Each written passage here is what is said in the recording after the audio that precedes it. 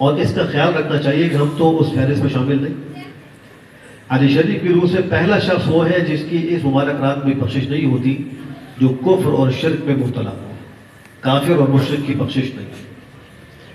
شرک کہتے ہیں اللہ کی ذات میں یا اللہ کی صفات میں یا اللہ کے افعال میں غیر کو شریک کرنا۔ اس کی مختلف قسمیں ہیں۔ ایک ہے شرک فی العبادہ، یعنی اللہ سبحانہ وتعالیٰ نے اپنی عبادت کے لیے جو مخصوص افعال مقرر فرمائے ہیں اور ان کو مشروع کیا ہے، ان افعال کو غیر اللہ کے لیے انجام دینا شرک فی العبادت ہے۔ مثلا نماز ہے، مثلا رکوع ہے، مثلا سجدہ ہے، مثلا روزہ ہے، طواف ہے، قربانی ہے اور نذر ہے، منت ہے۔ یہ سارے وہ افعال ہیں جو اللہ نے اپنی عبادت کے لیے مشروع کی ہے۔ نظر اللہ کے لیے مانی جا سکتی ہے، قربانی اللہ ہی کے لیے ہو سکتی ہے، روزہ اللہ ہی کے لیے رکھا جا سکتا ہے، رکوع سجدہ اللہ ہی کے ذات کو کیا جا سکتا ہے، کسی قبر کو، کسی غیر اللہ کو رکوع سجدہ کرنے کی اجازت نہیں۔ طواف بیت اللہ کا کیا جا سکتا ہے، کسی بازار کا، کسی قبر کا طواف کرنا جائز نہیں۔ تو اگر کوئی شخص یہ کر رہا ہے تو وہ شرک فی العبادت میں مبتلا ہے۔ ایک قسم ہے شرک فی التصرف والقدرہ، اللہ کے تصرف اور قدرت میں غیر کو شریک کرنا، یعنی جیسے اللہ قادر مطلق ہے، مشکل کشا ہے، حاجت روا ہے، اللہ کے سوا کسی اور کو ان سب صفات سے متصف کرنا، ان کو مشکل کشا کہنا، ان کو حاجت روا کہنا، یہ شرک فی التصرف والقدرت ہے۔ ایسے شخص کی بھی قیامت میں کوئی بخشش نہیں، اس رات میں بھی کوئی بخشش نہیں۔ ایسے ہی شرک فی العلم، یہ بھی شرک کی ایک قسم ہے۔ اللہ کا علم کلی ہے، اللہ غیب کا علم جاننے والا ہے، اس کا علم ذاتی ہے۔ کسی غیر کے لیے علم غیب کا ثابت کرنا یہ شرک فی العلم ہے۔ ایسے شخص کی بھی شب برات میں اللہ بخشش نہیں فرماتا ہے۔ دوسرا وہ شخص ہے جس کے دل میں کینہ اور بغض ہو، حدیث شریف کی روح سے اس رات میں اس کی بھی بخشش نہیں۔ کینہ اور بغض یہ ہوتا ہے کہ کسی آدمی سے کوئی اختلاف ہو جائے، کوئی عداوت دشمنی ہو جائے، کوئی مزاج کے خلاف بات آ جائے، اب وہ اس سے بدلہ لینے پر قادر نہیں ہے، یا قادر ہے لیکن بدلہ نہیں لے رہا، دل کے اندر اس کی برائی اور اس سے انتقام لینے کا جذبہ چھپائے ہوئے ہے، تو یہ شخص کینہ پرور ہے، یہ دل میں بغض رکھنے والا ہے۔ اس مبارک رات میں ایسے شخص کی بھی بخشش نہیں۔ بہت سے لوگ اس کینے کے گناہ میں مبتلا ہے اور وہ اس سے توبہ نہیں کر رہے۔ اگر کسی نے کسی پر زیادتی کی ہے تو یا تو اس سے بدلہ لے لیں جتنی زیادتی ہوئی ہے، اور یا اس کو معاف کر دیں، عفو درگزر سے کام لے لیں۔ ان دو راستوں کے علاوہ تیسرا راستہ جو ہوتا ہے دل کے اندر بغض پالنے کا، اس کی اجازت نہیں ہے، اس رات میں اس کی بخشش بھی نہیں ہوتی۔ تیسرا وہ شخص جو ناحق قتل کرنے والا ہے، کسی کو ناحق قتل کرے تو وہ بھی اس رات میں بخشا نہیں جاتا۔ آج قتل بھی بہت عام ہو گئے، معمولی باتوں پر قتل انسان کر دیا جاتا ہے، خون مسلم تو نہایت ہی ارزاں ہے، پانی کی طرح بہایا جا رہا ہے، اور قاتل وہ اس گناہ کو گناہ بھی نہیں سمجھ رہا، اس کے لیے مکھی مچھر مارنے کی طرح ہے۔ ڈاکو چور ڈکیتی کرنے کے لیے آتے ہیں، اور اگر کوئی اپنے مال کے دفاع میں مزاحمت کرے تو بلا دھڑک اس کو گولی مار دیتے ہیں، اور آرام سے ہنسی خوشی جا کر کھانا بھی کھا رہے ہیں اور سو بھی رہے ہیں۔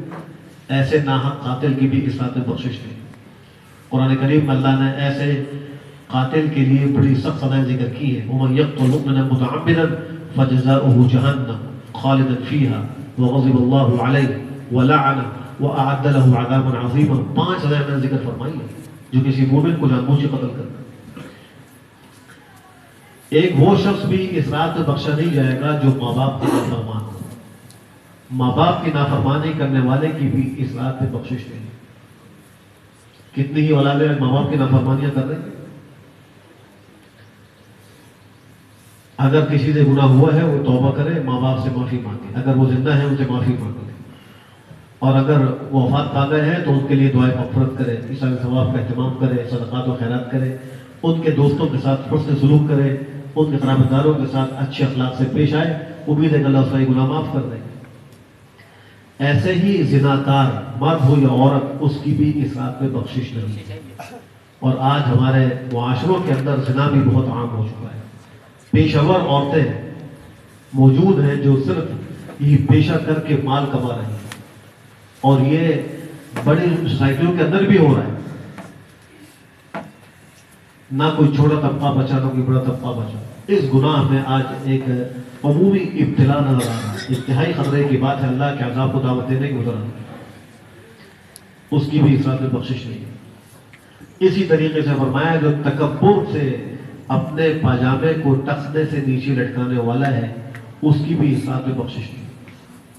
کتنے مسلمان ایسے ٹخنے کو چھپاتے ہیں، پینٹ سے، پتلون سے، شلوار سے ان کا ٹخنا چھپا ہوا ہوتا ہے.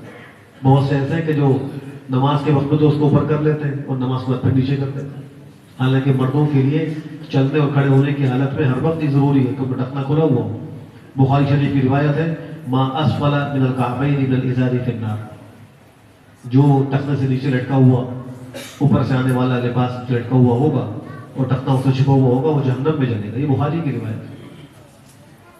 تو مسبل ازار کی بھی اس رات میں بخشش نہیں ہوتی. تو یہ چند وہ گناہ ہیں جن کا کرنے والا اس رات میں اللہ کی مغفرت سے محروم رہتا ہے. وہ جو اس میں مبتلا ہے توبہ کر لے اس رات کے آنے سے پہلے. پھر اس رات کے بعد جو دن آ رہا ہے اس دن کے روزے کا لوگ سوال کرتے ہیں. تو صرف ایک حدیث ہے اور وہ بھی ضعیف حدیث ہے جس میں 15ویں جو 15واں دن ہے 15ویں شعبان ہے اس کے روزے کا ثبوت ملتا ہے. اس علماء نے لکھا ہے کہ خاص 15 کے روزے کی نیت سے اہتمام کر کے روزہ نہ رکھا جائے، بلکہ اس نیت سے کہ شعبان میں پیغمبر بکثرت روزہ رکھا کرتے تھے.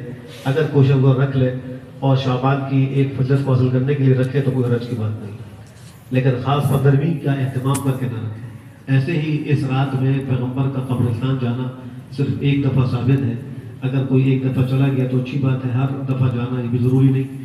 اور پھر وہاں جا کر جو منکرات ہیں چراغاں کرنا یا وہاں جا کر جو ہے مخلوط عورتوں اور مرد کا اکٹھے قبرستانوں میں آنا، روشنیاں کرنا، یہ سب ایسے اعمال ہیں جن کا اس رات میں بھی کوئی ثبوت نہیں، ویسے بھی کوئی ثبوت نہیں، شریعت سے ان کا کوئی تعلق نہیں.